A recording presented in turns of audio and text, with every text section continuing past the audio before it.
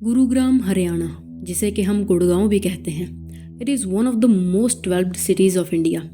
यहाँ पर बहुत सारी बड़ी बड़ी मल्टीनेशनल एंड आईटी कंपनीज हैं, बड़ी बड़ी buildings, malls, and it all contributes a lot to the growth of Indian economy.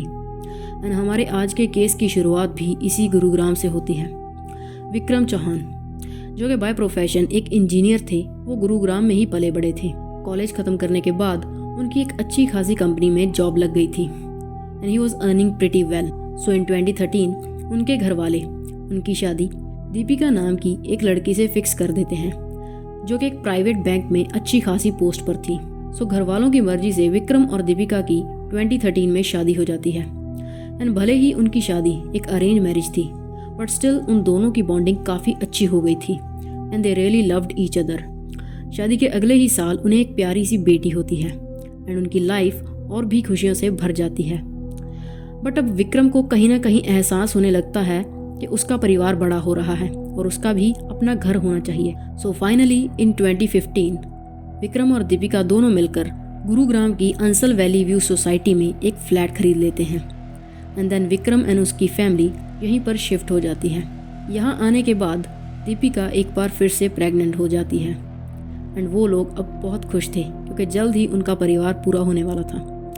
इस सोसाइटी में आने के बाद उनकी धीरे धीरे वहाँ के लोगों से जान पहचान होने लगी थी एंड इसी बीच विक्रम और दीपिका की शेफाली भसीन नाम की एक औरत से भी मुलाकात होती है, जो कि उन्हीं की बिल्डिंग में रहती थी एंड जिससे उन्होंने अपना ये फ्लैट खरीदा था। कुछ ही वक्त में उन लोगों का रिश्ता काफ़ी अच्छा हो गया था and she often used to come and help Deepika.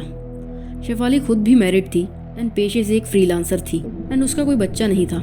तो शेफाली अपने पति के जॉब पर जाने के बाद काफ़ी बोर हो जाती थी, तो इसीलिए वो दीपिका के घर आने जाने लगी थी। And after 3 months Vikram and Deepika के घर एक बेटा होता है and they were complete now. सब कुछ सही जा रहा था। विक्रम एंड दीपिका ने अपने बच्चों के फ्यूचर के बारे में भी सोचना स्टार्ट कर दिया था, बट जल्द ही उनकी ये फ्यूचर प्लानिंग्स बिगड़ने वाली थी। साल 2018, दीपिका की बेटी अब 4 साल और बेटा भी लगभग 1 साल का हो गया था। दीपिका भी अपनी जॉब पर वापस लौट चुकी थी। अक्टूबर के एंड में दीपिका के इन-लॉज उन्हें विजिट करते हैं एंड 3-4 दिन उनके साथ रहने के बाद वो लोग 27 अक्टूबर 2018 को वापस चले जाते हैं।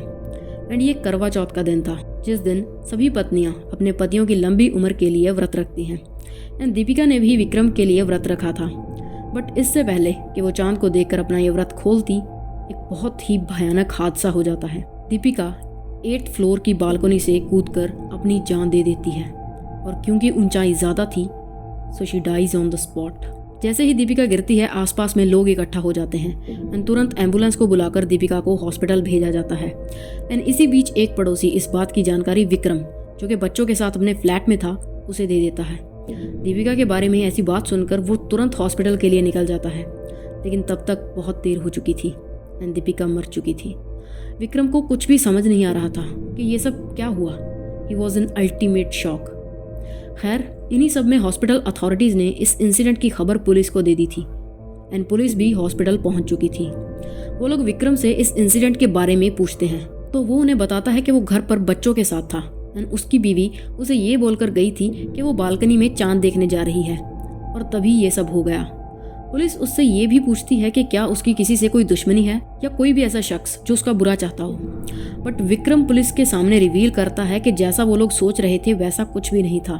एक्चुअली उसकी वाइफ दीपिका अपने बेटे के जन्म के बाद से ही डिप्रेशन में थी and she was suicidal and शायद यही डिप्रेशन की वजह से उसने सुसाइड कर लिया। इससे पहले कि पुलिस विक्रम की बताई हुई इस बात पर कोई फर्दर इन्वेस्टिगेशन कर पाती, उससे पहले ही दीपिका की फैमिली यानी कि उसके मॉम, डैड एंड भाई भी हॉस्पिटल पहुंच चुके थे एंड दीपिका का भाई विक्रम पर इल्ज़ाम लगाने लगता है कि उसकी बहन ने कोई सुसाइड नहीं किया था और ना ही वो कभी डिप्रेशन में थी एंड उसका कत्ल हुआ है और वो कत्ल किसी और ने नहीं बल्कि उसी के पति विक्रम ने किया था।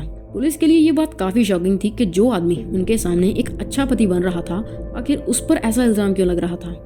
तो वो लोग इस शक के आधार पर विक्रम को उसी वक्त हॉस्पिटल में ही अरेस्ट कर लेते हैं एंड उससे पूछताछ करने के लिए उसे पुलिस स्टेशन लाया जाता है। वो रियलाइज़ करते हैं कि विक्रम के हाथों पर कई सारी छोटी छोटी चोटें आई हुई थी, जैसे कि उसकी किसी से कोई हाथापाई हुई हो। तो इन्हीं चोटों के निशानों के बारे में वो उससे सवाल करने लगते हैं, जो सुनकर विक्रम काफ़ी घबरा जाता है and with in a few minutes he accepts कि उसकी बीवी ने सुसाइड नहीं करा था, बल्कि उसी ने अपने हाथों से उसे बालकोनी से धक्का देकर मार डाला था। एंड जब पुलिस उससे रीज़न पूछती है तो वो बताता है कि वो उससे पिछले काफ़ी टाइम से डाइवोर्स लेना चाहता था, बट दीपिका उसे डाइवोर्स देने के लिए रेडी ही नहीं थी। एंड उसने कुछ टाइम पहले इन सब बातों में विक्रम के पेरेंट्स को भी इन्वॉल्व कर लिया था। एंड वो भी विक्रम को समझाने के लिए ही उनके घर पर आए हुए थे कि वो अपनी बीवी से तलाक ना ले। इसीलिए जैसे ही वो लोग गए, उसने दीपिका को मारकर उसका किस्सा ही ख़त्म कर दिया।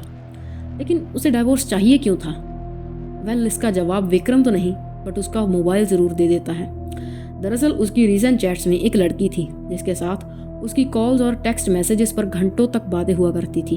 एंड दीपिका के मर्डर से पहले भी इसी नंबर से विक्रम को एक मैसेज आया था, विच वॉज बालकनी से फेंक दो कमीनी को। दरअसल विक्रम का इस लड़की के साथ एक्स्ट्रा मैरिटल अफेयर चल रहा था और ये लड़की कोई और नहीं बल्कि उन्हीं की बिल्डिंग में रहने वाली शेफाली भसीन थी, जिससे उन्होंने अपना फ्लैट खरीदा था।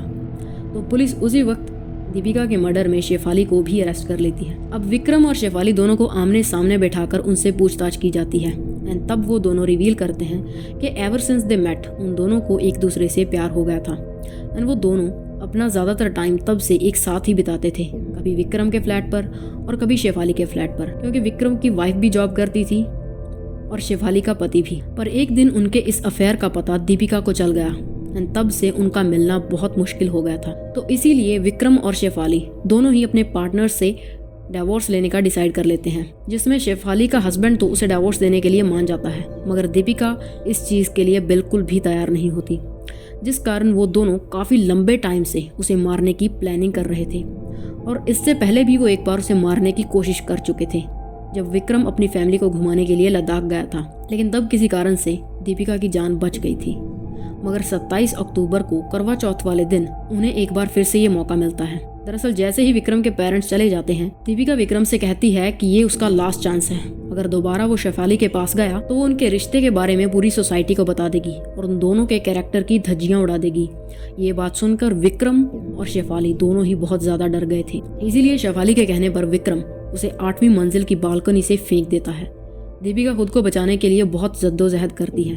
वो विक्रम से बहुत रिक्वेस्ट करती है एंड वो विक्रम को अपने बच्चों का वास्ता भी देती है। शी सेज, मुझे मत मारो, हमारे बच्चों का क्या होगा? लेकिन विक्रम को उस पर बिल्कुल भी तरस नहीं आता एंड वो अपने हाथों से अपने बच्चों की माँ को मौत के मुंह में फेंक देता है। So yeah, this was our today's case. If you find this video informative, please drop a like. You can check out our other videos as well and you can also subscribe for more such content. फिर मिलेंगे।